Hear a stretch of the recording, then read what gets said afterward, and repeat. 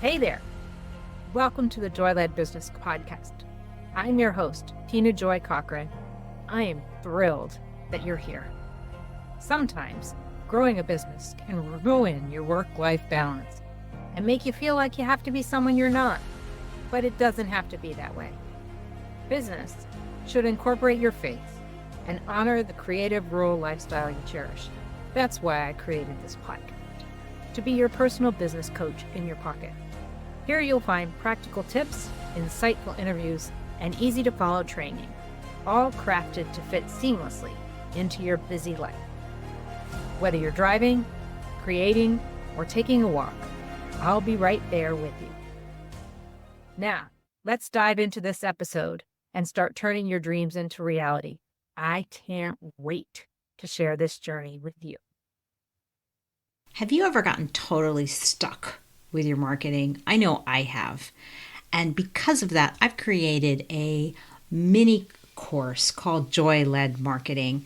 What I want to do today is I want to share a lesson from that course for you so you can have a chance to get unstuck with your marketing, because it really starts with the first step in the Joy Led journey, which is clarity. So here is a special sneak peek at the Joy Led Marketing mini course just for you. Hey, welcome back. Now that we've started on this Joy Led journey, now that you have taken some time to ask yourself, do I want to really try to do it this way? And you have agreed that yes, you do want to go on a Joy Led journey. That first step is clarity. Before we can start building anything and deciding what technology we need, what tools we need, the first thing we have to do is have clarity about what we want and where we're going. And that's what we're going to talk about. So what does it mean to have clarity? Well, has this ever happened to you?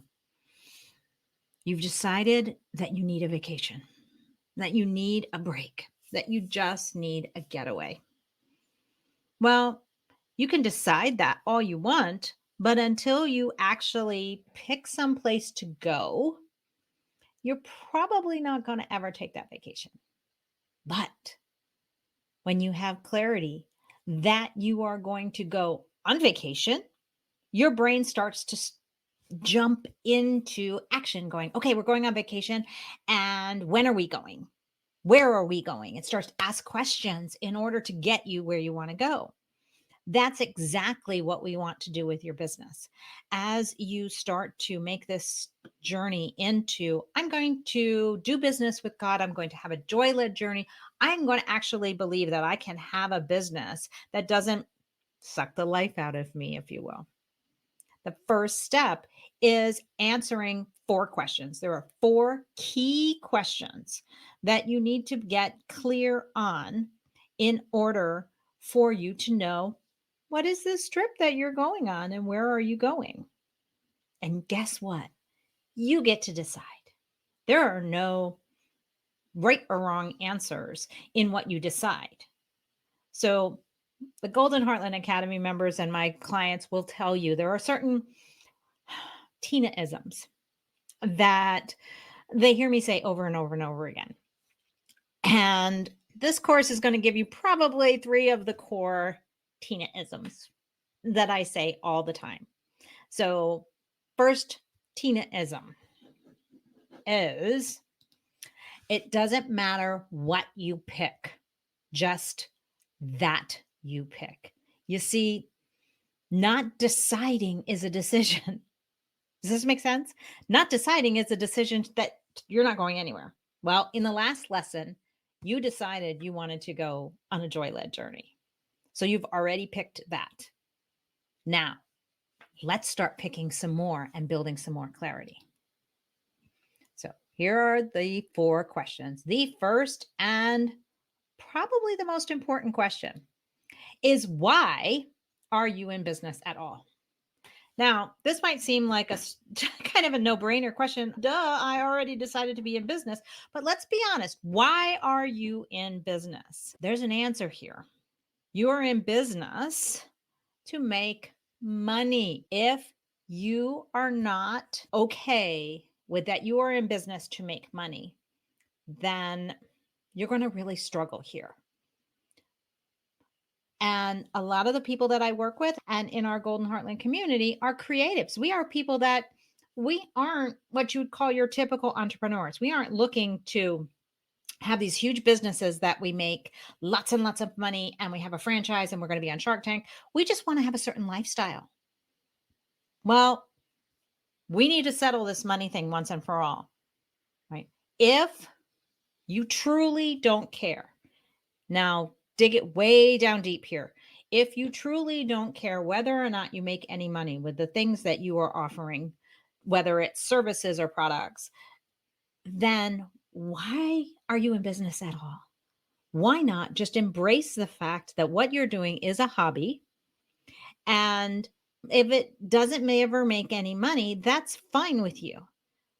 Stop trying to pretend that you have a business and doing businessy type salesy actions and just give your stuff away.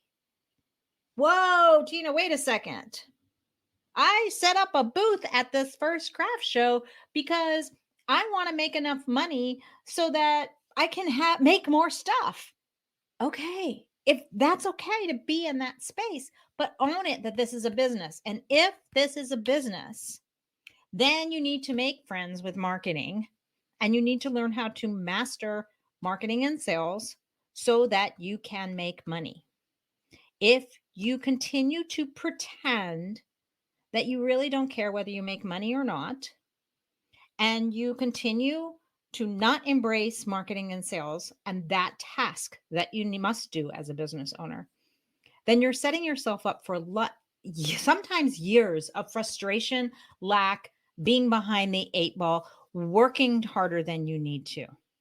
But if you want to receive money from what you do for whatever reason, then this is a business and you must master marketing. So the first question you need to decide right now, today, at the end of this lesson is, why are you in business? Are you in business to make money? If you are not in business to make money, why is it a business at all? It's not. It's a hobby. Does that make sense? So I hate to put it out there, but the reality is I don't want you to waste any more time struggling and feeling less than, because what you're really trying to do is enjoy your hobby. Go enjoy your hobby and give the products away. Stop wasting money and time and effort trying to sell things when you really don't want to do sales and marketing and you really don't want to have a business. That's okay. Remember, it doesn't matter what you pick for an answer, just that you pick an answer. Okay? All right. Question number 2. Like that one wasn't hard enough. And I mean this with the most love. Right? Part of being a coach is asking you to think about the hard questions. So question number 2, what are you trying to sell? Now that we've decided we're in business and we're going to sell something, what exactly are you selling? Get clear. Now you have 3 different options. You can sell products, you can sell services, and you can sell both. It doesn't matter what you pick, just that you pick. You can change it over time, but you must start somewhere because confused people don't buy. If we don't know what it is we are giving you money for, we are not going to buy it. So get crystal clear on what are you trying to sell? What exactly are you trying to sell? Make sense? All right. Question number 3. How big do you want to be? Now that you have decided you are in business and these are the products and services or services or both that you are going to be offering, how big do you want to be? Now, by how big, what I mean is how much money do you want to make? How much money do you need to support the lifestyle that you want? Very often, the people that are in our community are people, like I said, that they're not looking to be 6, 7, 8-figure entrepreneurs. That's not what they're about. They're not looking to grow a big, huge business and then sell it and retire on the beach somewhere. What they're looking at is, I have a lifestyle that I want to support. I have things that I can offer to the market that are worth money. And I want to be able to have a business that allows me to do that. If this is you, then you are 100% in the right place. And don't let anybody ever tell you you don't have a business or that it's too small to matter, because that's not true. But get clear here. How big do you want to be? How much money do you need? Because that informs the rest. If what you are trying to sell is $1 items and how big you want to be is $10,000 a month, how many items do you need to sell each month? See how it informs the rest? So get clear here. How big do you want to be? How much money do you want to make? And as big as I can, not an answer. If you're not sure what this is, step back and ask yourself, what is the lifestyle that I want to have through this business? And how much money will it take to support that lifestyle? If what you want is to come home and work from home, now you might want to completely cover what you currently make at your job now. But dig deep there, because you might not have to make the same amount of money as you make now, because your expenses will be a little bit different. We dig deeper into each one of these questions in the workshop. I bet I could do an entire lesson on each one of these, but I want you to get the jump start to keep on going. So let's move on to the next question. And this is the question a lot of people, marketing people especially, start with. But if you don't know the why you're in business or what you're trying to sell or how big you want to be, this question could get you completely stumped forever. Who will you be selling to? You see, marketing, as we'll talk about in the next lesson, marketing is a lot about finding your people. Well, who are your people going to be? Now that you know what you're going to be selling and you have a good idea about how many of them you have to sell because of how big you want to be, who is it that you're going to be selling to? There are a couple of things around this. You've heard this word, maybe niche. Find your niche. The riches are in the niches. Well, let's talk about what a niche actually is. A niche is essentially demographics and psychographics of your ideal customer. So another way to say this question, who will you be selling to, is to say, who is your ideal client? Who is your ideal customer? But for purposes of this lesson, let's think about it as, okay, once I get my business up and ready to go, who am I looking for to be my customer? Who am I going to be selling to? And everybody who is not an answer. It's too big, too broad. Remember, confused people don't buy. So let me give you an example. If you are in a store and you're with someone and that person is on the other side of the store and you're standing at the checkout counter and you need $5 to finish paying for what you have at the checkout counter, would you start yelling, anybody got $5? Anybody got $5? Anybody $5? I need $5. Anybody got $5? Anybody who has $5 and wants to give me $5, that would be really helpful. Please help me because I need $5. Or would you say, hey, Fred, whoever you're with, come here. I need to talk to you because I need $5. This is what we want to do when we're doing a niche, when we're doing a specific who are we trying to sell to. What we tend to do when we start a business is we start saying, here's what I have, here's what I have, here's what I have, here's what I have. Anybody want it? Anybody want it? Anybody want it? Does that really attract somebody who can buy it? Occasionally. But if you really want to spend time and effort in a way that will jumpstart your business, that will get you focused, that will get you in this place where you're not hustling, where you're not coming from lack and scarcity and fear, that you're coming from confidence and wisdom and joy and love and peace and saying, okay, I've created this for you. Would you like it? That's what we're trying to do. So let's talk about what demographics and psychographics are. Demographics are their gender, their age, their location, their income, their marital status, whether they're a dog owner or whether they are a cat owner or whether they have a farm. Those are the specifics. Think of demographics as the outside things that you can see. Those are important and we need them because as we move into tactics and strategies and we start taking action, we need to slice and dice. We need to tell our tools who to look for. And it's really hard to tell the tools to look for what we call psychographics. Psychographics are the inside stuff. People who appreciate handmade things. Okay. How do you know they appreciate handmade things? You've got to dig deeper there and find out the actions because it's really hard to know what people think inside. Make sense? So we do want the psychographics. We want what they think, what their values are, what they feel, what matters to them, because we want to be able to speak to them in our marketing. But we need both of these demographics and psychographics to put together.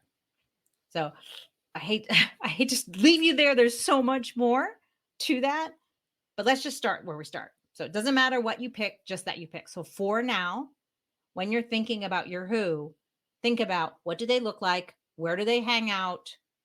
What do they think? If you're finding yourself going, anybody who appreciates handmade things, and then we want to dig deeper into here. Okay. Once we've started to put together kind of a picture of who this who is, then we want to move into something called an avatar. And what an avatar is that's the persona. That's the person, if you will, and the name of your niche. The avatar or the persona is pretty important because marketing is hard. Doing business is hard. And if you think about it, when you know who you're doing this for, who you're trying to find, and you give them a name and you kind of feel who they are as a person, it makes it easier to step out of your own way and do the things that you need to do from a marketing perspective in order to reach them. So let me give you an example. If you are a weaver and you're creating a product, is it easier to really get motivated to create the product when you know who the product is for than just creating a product hoping somebody will eventually buy it? Make sense? So by setting up who you're looking for with the demographics, with the psychographics, and then setting them up with an avatar, now when you get up in the morning, remember our goal is to get you to a place where you can wake up looking forward to this and go, okay, so my avatar's name is Sarah. And Sarah is someone who wants to, I'll tell you who the avatar is for my business. So my business is Golden Heartland and we run a business coaching community. Who's it for? Right? What do we sell? We sell memberships and courses for business coaching and community for creative Christian women who want to have a rural lifestyle business. And I call that person Sarah. So when I sit down to do any kind of marketing or teach this kind of class, before I do, I'm thinking about Sarah. I'm praying for Sarah. And I'm thinking, okay, what can I do that will make Sarah's life better?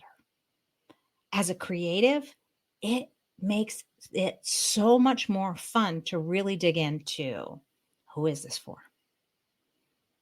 I just cannot stress how important these questions are. Don't jump right to what should I do? What should I do? What should I do? Because you're going to waste time, you're going to waste money, and you're going to waste energy chasing things that maybe you don't even want to do at all. So let's put this all together. What does it look like when we put it all together? It looks like this. I am in business to make money. That's why I'm in business. This is a business, and I treat it like a business. This is not a hobby. This is not something I'm just playing around with. I will learn what I need to learn, be able to operate as a joy-led business owner. And I am in business to make money. Number 2, my goal is to make X amount of money per year, month, day, whatever works for you. I will start my business. I will start moving forward in my business by selling products or services, whatever that signature product that you've decided to start with.